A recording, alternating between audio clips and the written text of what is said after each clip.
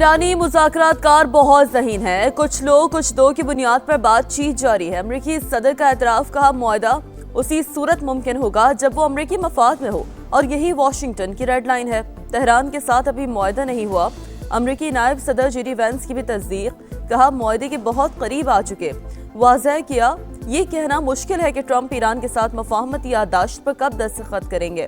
امریکہ اس position میں ہے کہ ایران کے جوہری پروگرام کو پیچھے دھکیل سکے۔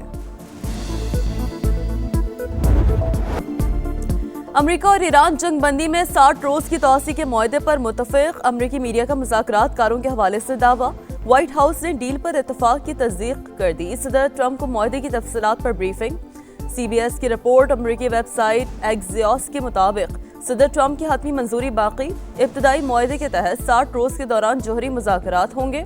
ایرانی خبر ایجنسی کی متن پر باضابطہ اتفاق کی تردید، بتایا معاہدے کی بعض شقوں پر اختلافات برقرار، مشاورت کا عمل جاری ہے۔ خطے کا امن خطرے میں، امریکہ اور ایران پھر آمنے سامنے۔ پاسداران انقلاب کا بوشہر میں امریکی طیارہ گرانے کا دعویٰ۔ امریکی سینٹکام کی تردید، واضح کیا کہ کوئی امریکی طیارہ نہیں گرایا گیا۔ امریکی اور علاقائی شراکت دار صورتحال پر نظر رکھے ہوئے ہیں، اپنی افواج اور مفادات کا تحفظ یقینی بنائیں گے۔ ابنا ہرمز پھر کشیدگی کا مرکز، ایران کی جانب سے میزائل داغے جانے کی اطلاع۔ ایرانی میڈیا کے مطابق میزائل جہازوں کو وارننگ کے دوران فائر کیے گئے۔ گزشتہ روز بھی ایران کے ساحلی شہر بندر عباس پر بمباری کی گئی۔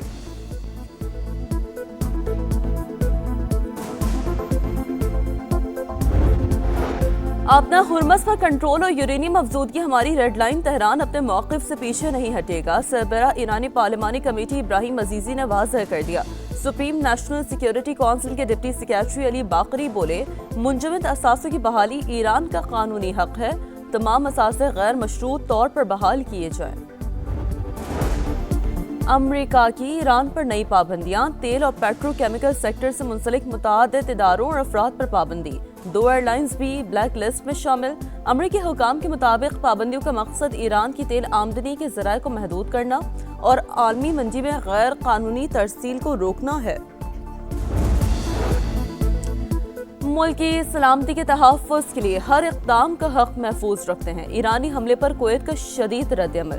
وزارت خارجہ نے کہا، ایرانی حملہ شہریوں اور اہم تنصیبات کے لیے براہ راست خطرہ ہے۔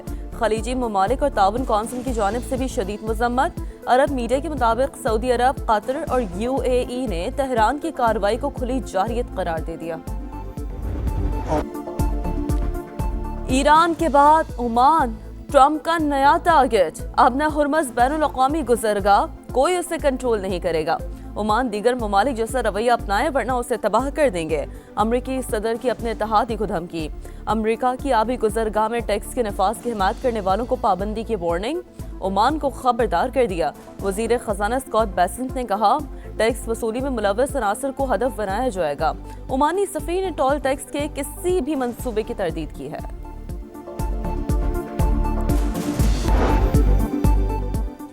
دباؤ اور دھمکیاں ناقابل قبول، ایران عمان کے ساتھ کھڑا ہے۔ امریکی صدر کی دھمکی پر تہران کا شدید رد عمل۔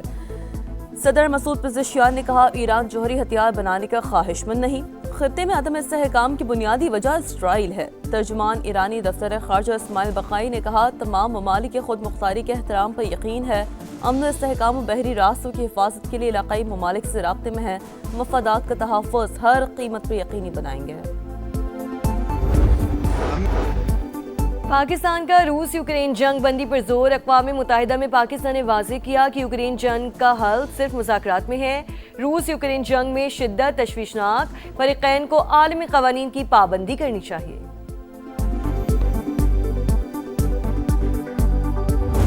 صرف ان کے وہ جہاز گرائے جو ہمارے پاس بمبنگ کر کے گئے تھے، ورنہ 40 جہاز ان کے ہمارے ریڈار پہ تھے اور گرا سکتے تھے۔ ان کے 8 جہاز گرے۔ اسلام آباد میرے گھر پہ کوئی ڈرون نہیں چل رہا تھا، پر مودی کے گھر پہ ہم نے ڈرون چلائے۔ मार्के हक के दौरान भारत के 40 जहाज पाकिस्तान के रडार पर थे, लेकिन सिर्फ वही गिराए जो हौस हमलावर हुए। हमने एक हफ्ते की जंग में दुश्मन को सबक सिखा दिया। मेरे घर पे कोई ड्रोन नहीं चला, हमने मोदी के घर पर ड्रोन चलाए। सदर मुमलिकत का मोरस में कारकुनों से खिताब। आसिफ अली जरदारी ने कहा, हमने जितने काम किए 1973 के आइन के मुताबिक किए। मुत्तहिद होकर एस्टेब्लिशमेंट के हाथ मजबूत करेंगे, मुल्क को भी मुस्तहकम बनाएंगे।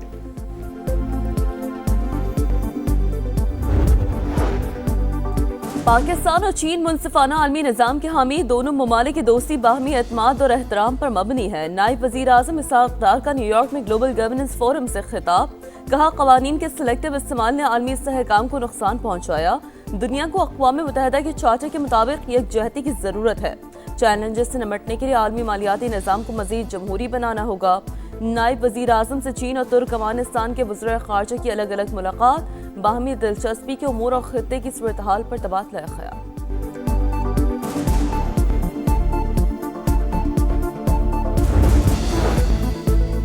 वफाकी वज़ीर दाखिला मोहसिन नकवी की सऊदी हम मनसब से मुलाकात। दो तरफा ताल्लुकात और दाखिली सिक्योरिटी के हवाले से तफसीली बातचीत। खित्ते में कशीदगी में कमी के लिए पाकिस्तान के मुस्बत किरदार की तारीफ। Federal constabulary special diplomatic protection unit के 200 एहलकारों की सऊदी अरब में ट्रेनिंग का फैसला।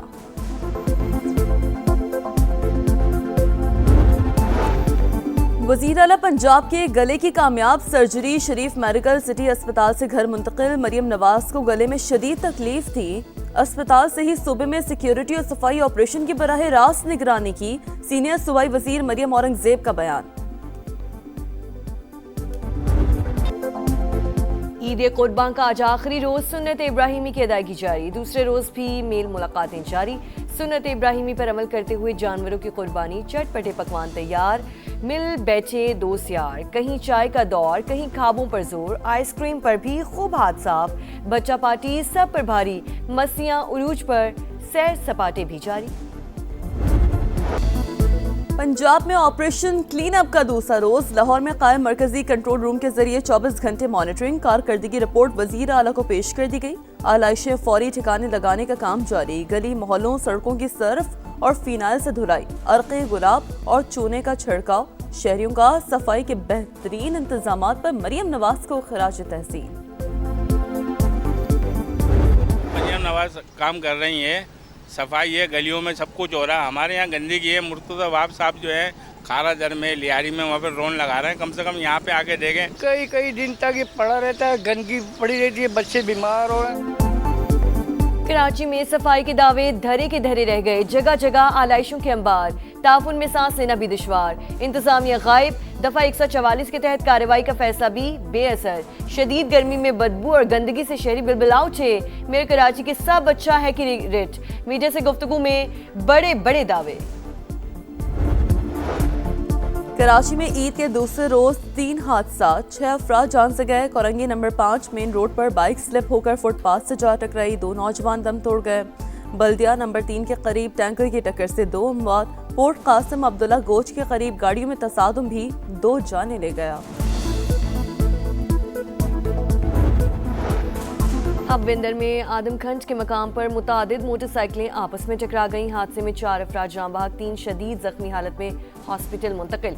रेस्क्यू के मुताबिक जाँ बहक और जख्मियों का ताल्लुक कराची से है। इसराइल की रियासती दहशतगर्दी। लबनान पर हमलों में एक ही खानदान के 6 अफराद शहीद। 24 घंटे के दौरान शहादतों की तादाद 16 हो गई, 60 जख्मी।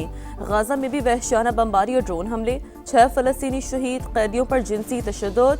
अक़वाम मुत्तहिदा ने इसराइल को ब्लैक लिस्ट कर दिया। तल अबीब का UN सेक्रेटरी जनरल से राब्ते मुनक़ता करने का ऐलान। कीनिया में बोर्डिंग स्कूल में आतिशज़दगी, 16 तालिबात हलाक, मुतादिद जख्मी। फायर फाइटर्स ने कई घंटे की जिद्दोजहद के बाद शोलों पर काबू पा लिया। वाक़े की वजूहात जानने के लिए तहकीकात जारी।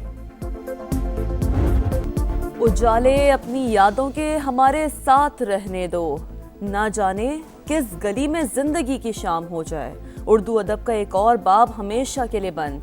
नामवर शायर बशीर बदर 91 बरस की उम्र में इंतकाल कर गए। मारूफ गुलकारा टेलर स्विफ्ट के कॉन्सर्ट पर हमले की मंसूबा साज को सजा। ऑस्ट्रिया की अदालत ने मुलजिम को 15 साल कैद की सजा सुना दी। मुलजिम ने 2024 में कॉन्सर्ट पर हमले की मंसूबा बंदी का एतराफ़ किया था। اور پاکستان اور آسٹریلیا کا پہلا ٹاکرا کل ہوگا. گرین شرٹس عید کے بعد آج پریکٹس کریں گے. روہیل نذیر یا غازی غوری میں سے ایک کی شمولیت یقینی. کینگروز نے انفٹ کپتان مچل مارش کی جگہ کوپر کنولی کو ٹیم میں شامل کر لیا.